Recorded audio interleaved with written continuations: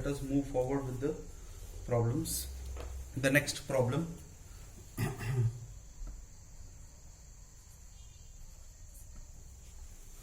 Is it focusing? Yeah. Now, an image is 3 times the size of the object with a concave mirror of radius of curvature 36 centimeter. I repeat, an image 3 times the size of the object is obtained with a concave mirror of radius of curvature 36 centimeter. Full stop. What is the position of the object? What is the position of the object? So this is your question, a really simple one. An image is 3 times the size of the object with a concave mirror, he says. Radius of curvature is 36 centimeter, he says. So when image is 3 times the object, I can write m is equal to 3. Magnification is 3. Radius of curvature is 36. Radius of curvature is 36 centimeter.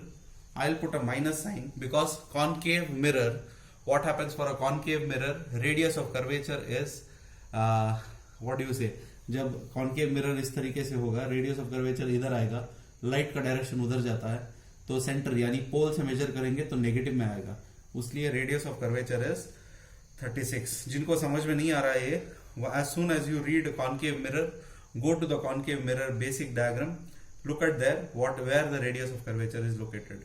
Clear? So from this I can put the formula f is equal to r by 2. So it becomes minus 36 by 2.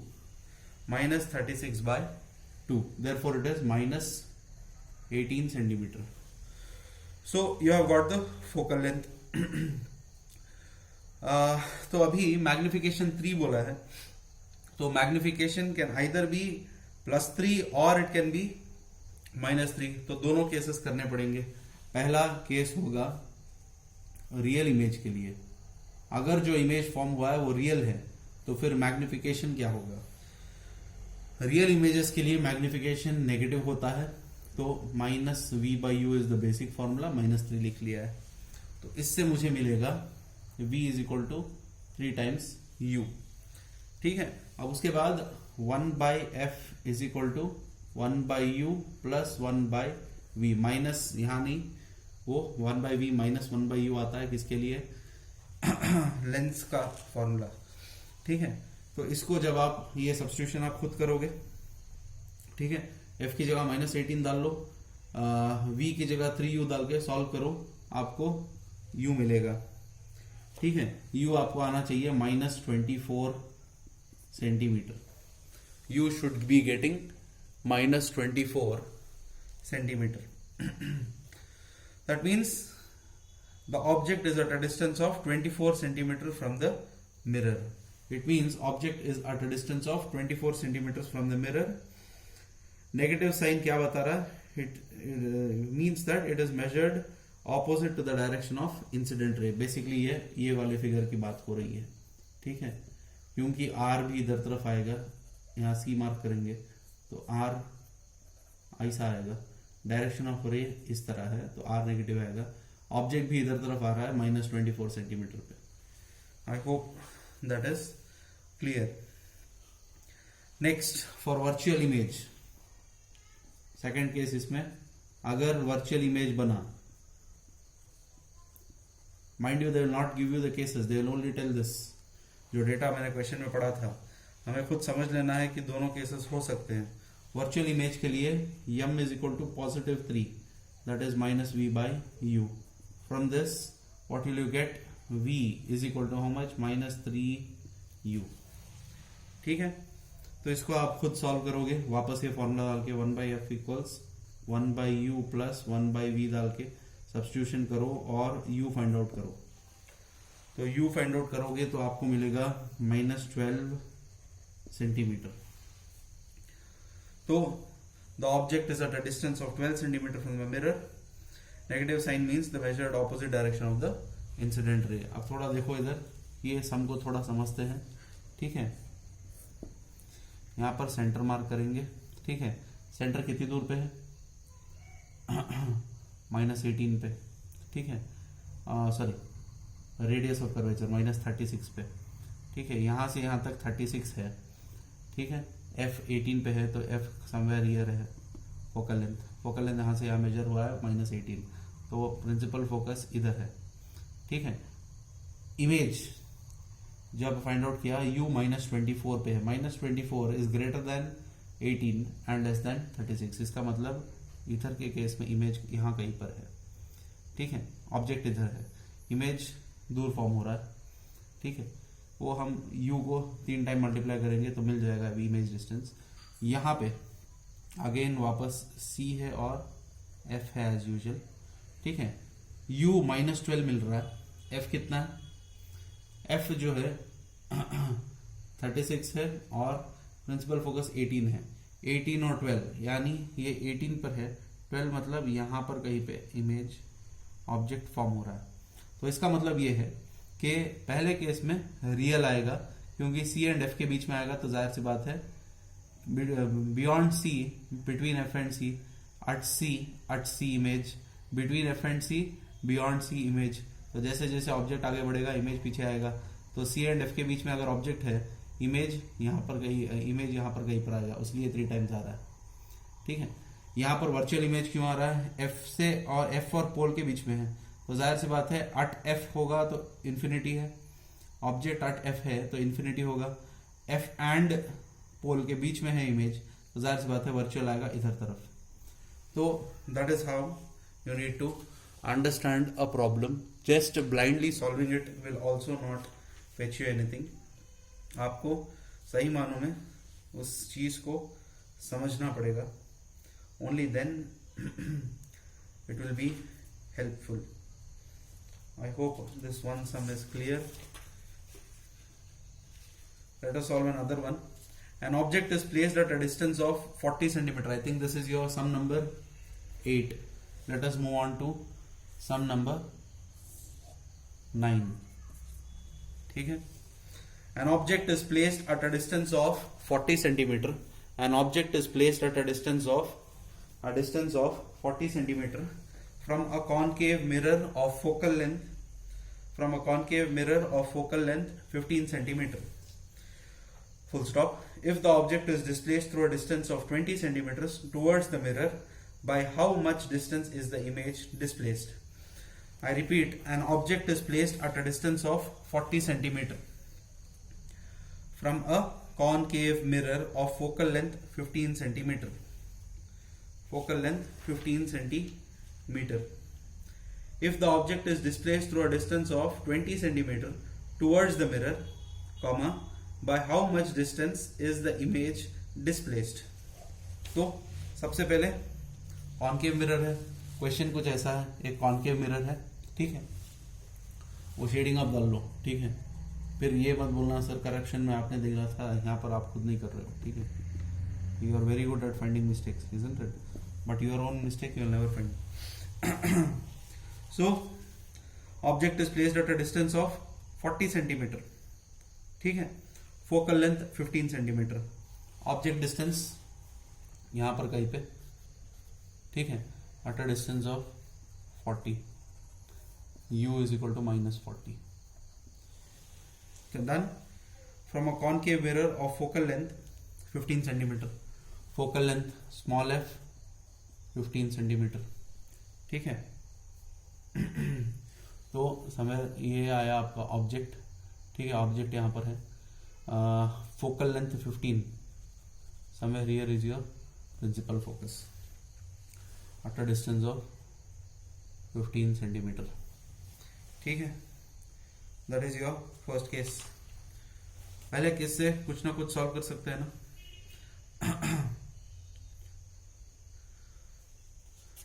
पूछा ये है कि जब object is displaced through a distance of 20 centimetre, by how much distance is the image displaced. यानी अगर मैं object को आगे बढ़ाता हूं तो इमेज कितना बदलता है, इमेज की डिस्टेंस बदलती है। इसका मतलब पहले इमेज का इनिशियल पोजीशन पहचानना पड़ेगा, उसके बाद final.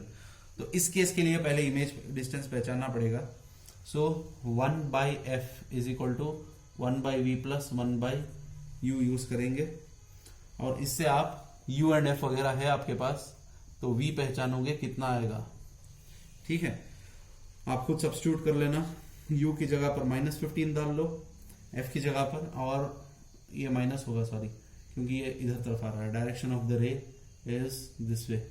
I used to do it sometimes in paper if only I am in my home, and again when I came here I thought of using the board, but ये diagrams डालने के लिए थोड़ा वक्त लगता है, that's why I used to do it in paper.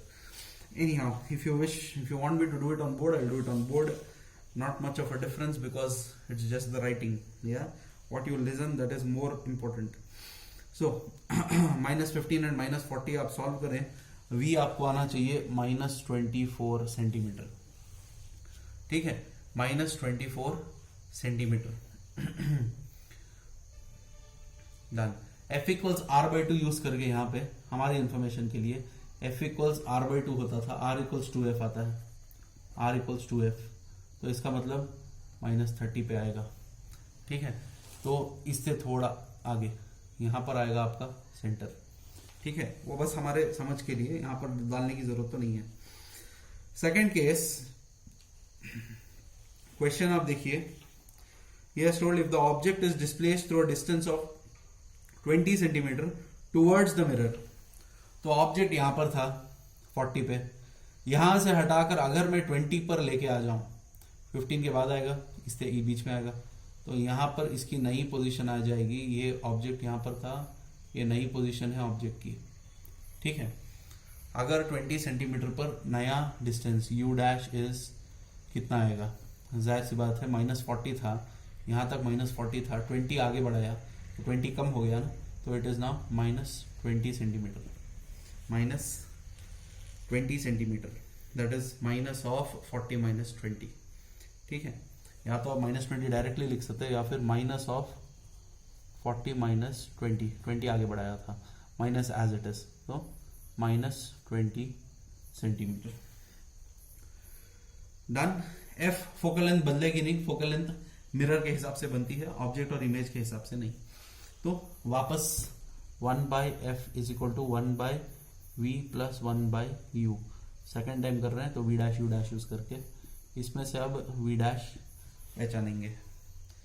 Second time जब v dash पहचानोगे सब्स्टिट्यूट करके, u की जगह लास्ट टाइम 40 लिखा था, इस बार -20 यूज करोगे, यहाँ पर -15, तो आपको आंसर आना चाहिए -60 सेंटीमीटर।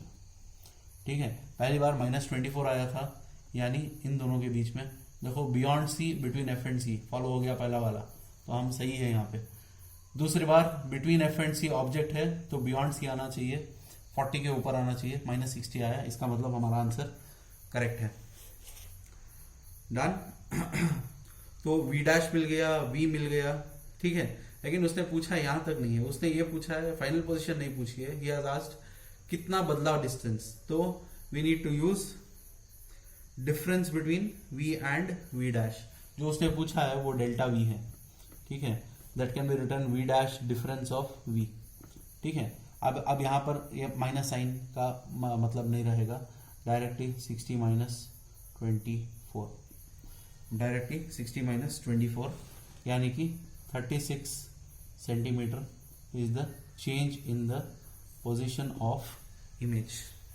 क्यों माइनस नहीं लिखा मैं, चाहे तो लिख सकते हो, कोई बुरी बात नहीं है। ठीक है, बट यहां पर चेंज में कितना बदला है वो पूछा है, किस डायरेक्शन में है वो नहीं पूछा है। ठीक है, जाहिर सी बात है, चेंज के बाद भी फाइनल पोजीशन उसकी नेगेटिव ही होगी, yes that is clear, but what he has asked is change, तो चेंज के लिए final position minus initial position. ठीक है, तब भी आपका आंसर सही आएगा। ठीक है, यहाँ पर -60 माइनस ऑफ -24 होके -36 आ जाएगा, तो आप -36 कर लें या फिर +36 कर लें। अगर +36 लिख रहे हैं तो नीचे लिख दें फाइनल पोजीशन इज नेगेटिव। ठीक है, done. And magnitude of change in image position is 36 centimetre. तो अपना आंसर हमेशा वेल डिफाइंड होना चाहिए, ऐसा नहीं लगना चाहिए कि चांस लेने की कोशिश की है, अपना ट्राई मैंने मारा है तो चाहे तो marks they, that should not be the way. it should be clearly defined what you have found out, and it is better always to always write in the statement form after finding out the answer. I hope this much is clear. We have completed 2 more sums today. Yeah, we can continue maybe further. Yeah, I think we will stop at this. So आप लोगों को बस इतने पे नहीं रुकना है, ठीक है। खास करके जो बंदे कॉम्पिटिटिव के लिए काम कर रहे हैं उनके लिए तो बिल्कुल ही नहीं रुकना है। आप लोगों को हर एक कॉन्सेप्ट के ऊपर ज्यादा से ज्यादा सम्स करने चाहिए। या and those who are targeting, okay, first one, whoever is targeting for competitive exam, whoever is targeting for competitive exam okay, let me just erase it off, ठीक है। Okay, so whoever is, just a minute,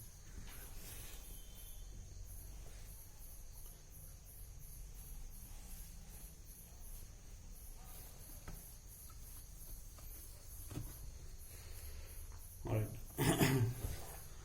Whoever is trying for NEET, is it visible? Yeah, those who are trying for NEET, they must be making sure that they finish NCERT. Okay, it is wet, so it is not visible. I'll just dictate it off. जो लोग NEET के लिए तैयारी कर रहे हैं उनके लिए चाहिए कि वो एनसीईआरटी का पूरा सॉल्व करके रख लें, ठीक है। एनसीईआरटी के एग्जाम्पलर्स के सॉल्यूशंस कहीं पर भी आपको मिल जाएंगे, उसको सॉल्व करें। बहुत सारा कॉन्सेप्ट उसमें क्लियर होता है, ठीक है। आपके बॉस को या दिनेश जो भी उसमें प्रॉब्लम्स, सॉल्व्ड प्रॉब्लम्स है, उसको आप सॉल्व करें। Done. Then you can also go to the exercise problems. इतना आप कर लोगे, that means you would have finished around 100 problems, minimum 100 or 150 problems for each chapter. So that way if you plan, then you don't have to simply separately take another book and separately sit for preparation of NEET. That will not be required if you do this much, ठीक है। तो every single subject, every single chapter, उस पर कम से कम 200-250 problems आप solve करोगे। एक ही type के नहीं, अलग अलग टाइप के। आपकी टेक्स्ट बुक खत्म करके रख दोगे, ठीक है। सोल्यूशंस आपको मिल जाएंगे directly, even in the internet you get it, or even in the standard books you will get it. if not, आपके direct separate NCERT exemplar solutions बोल के बुक मिलती है, ठीक है। एनसीईआरटी एक्सरसाइज सॉल्यूशंस बोल के मिलती है, so that you can solve. Clear? So if you do that much, I think 60 to 70% of your NEET preparation, or maybe 80% of your NEET preparation is done only through NCERT textbook solving, ठीक है। Coming to those students who are planning for PUC topper, those who want to top PU level, उनके लिए चाहिए कि जो sums मैंने किए हैं उतना करें। उसके बाद प्रीवियस ईयर्स के आपको लगभग 8 या 10 पेपर आपके पास मौजूद है, राइट फ्रॉम 2014 मार्च, ठीक है।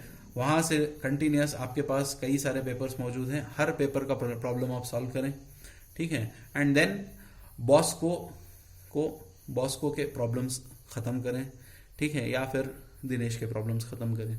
सो मच विल कंफर्म कि आप आराम से you can go somewhere about 95 or 98 out of 100 with so much of preparation. That will be more than enough, ठीक है। और जो बंदे बस पास होके अपना पीयूसी खत्म करना चाहते हैं, वो लोग सिर्फ लेजेंड्स पढ़ लोगे, बहुत ज़्यादा है, ठीक है। I think we can stop at this, we will continue in the next. Thank you.